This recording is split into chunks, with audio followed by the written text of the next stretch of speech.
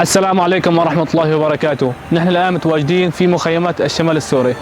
طبعا في هذا الشتاء أغلب العائلات لا يمتلكون تأمين احتياجاتهم في ظل ارتفاع الأسعار والغلاء الحاصل.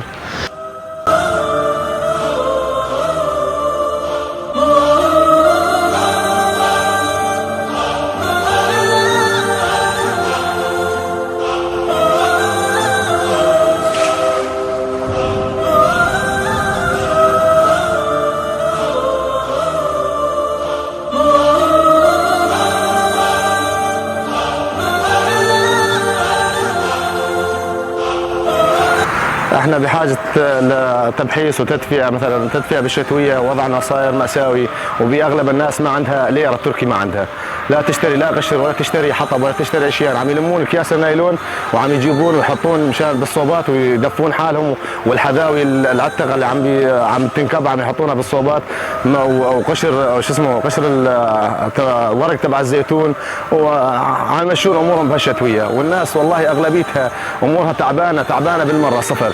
واحنا بالسنه 2023 حاسين الامر صار ماساوي خالص بالنسبه للماده وللعالم، العالم كلياتها بالمخيم وتينا تشكي من الفقر، وما ضل عندها ليره تركي حتى بس تامن تدفئه لولدها او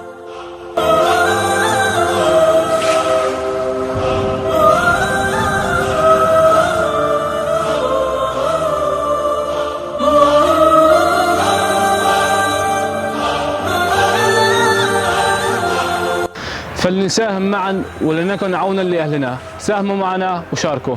جزاكم الله خيرا وبارك الله فيكم.